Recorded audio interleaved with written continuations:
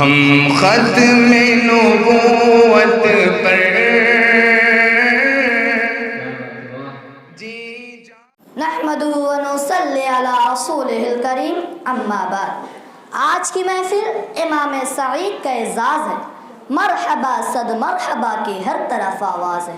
صدر ذی وقار، اسٹیج پر رونق افروز اساتین علم و عمل، دور دراز سے تشریف لا کر مجلس سعیدی کو چار چاند لگانے والے مہمانان اعزام اور آسمان علم کے تابندہ ستاروں، کائنات کا ذرہ ذرہ مالک کل کا تسبیح خواہ ہیں، فرشتے سربے سجود ہیں، ستاروں کی چمک، پھولوں کی مہک اور چڑیوں کی چہک اللہ کی بزرگی کی گواہی دے رہی ہیں۔ کلیوں کے تبسم اور جھرنوں کے ترنم میں خالق کے کائنات کے جلوے نمایاں ہیں۔ اس کی بڑائی کے لیے سپیدہ سحر ہی کافی ہے۔ اس کے علم و حکمت کی گواہ سورج اور چاند ہیں۔ پھر تخلیق آدم کی کیا ضرورت تھی؟ بے شک اللہ رب العزت کا کوئی بھی کام مصلحت سے خالی نہیں۔ جب فرشتوں نے سوال کیا کہ رب کائنات، کیا ہم شب و روز تیری تسبیح نہیں کرتے؟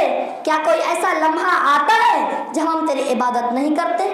پھر آدم خاک کی تخلیق کیا معنی رکھتی ہے؟ اللہ بزرگ و برتر نے فرمایا، جو میں جانتا ہوں وہ تم نہیں جانتے۔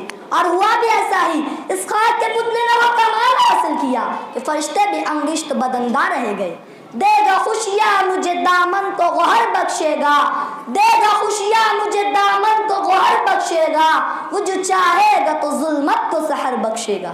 سامعین اکرام، محمود مظفر کرنے کا سارا کمال تو اللہ رب العزت کے ہاتھوں میں ہے۔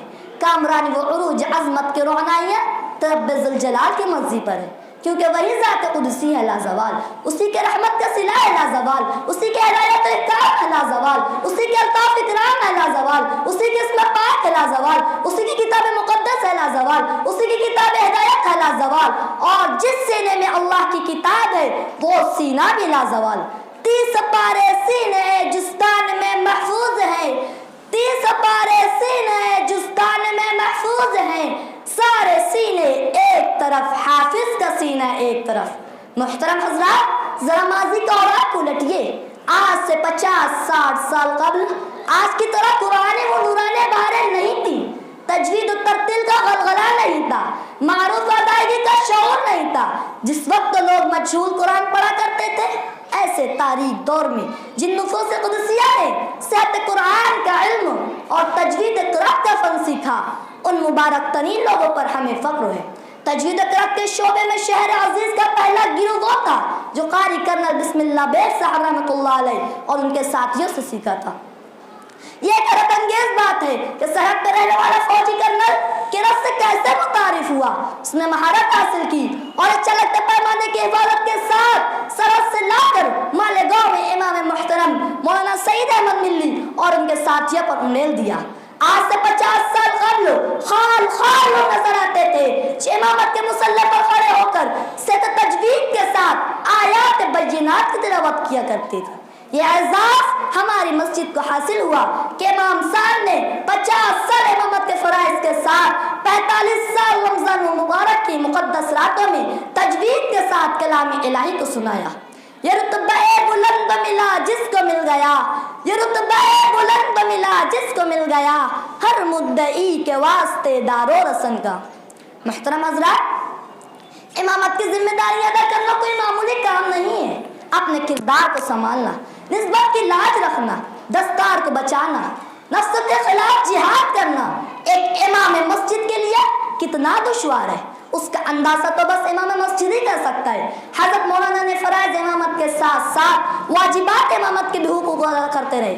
سخت سردی، تیز دھوپ اور شدید بارش میں بھی آپ نے امامت کے فرائض انجام دیے۔ کتاب الہی عقیدت و محبت کا یہ عالم ہے کہ آج آپ اس عمر میں بھی بلا ناغہ تلاوت فرماتے ہیں، جو ہمارے اسلاف کا شیوا رہا ہے۔ شادی بیاہ، موت، میت میں ایک ذمہ دار امام ہونے کا ثبوت دیا۔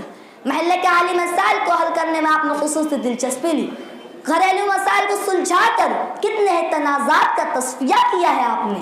یقیناً یہ خدمت جمیلہ آپ کے لیے ذخیرہ آخرت اور ذریعہ نجات ہوگی۔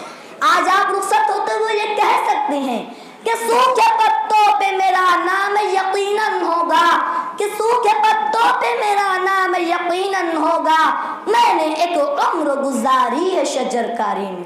محترم حضرات، آج کی یہ ساعت بڑی غمگین، فضا افسردہ اور رات کے یہ وقت تو جدائی کا چراغ لیے کھڑا آنسو بہا رہا ہے۔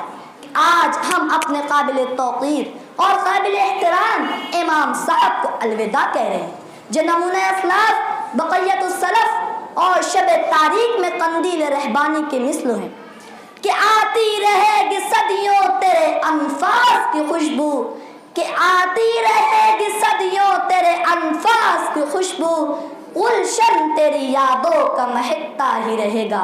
اے قابل تعظیم امام، مسجد و مدرسہ کی در و دیوار آج آپ کو الوداع کہتے ہوئے لرز رہی ہیں۔ یہ بامدر جدائی پر آپ دیدہ ہیں۔ مصلیان اکرام کا یہ کرام آپ سے عقیدت و محبت کا ثبوت ہے۔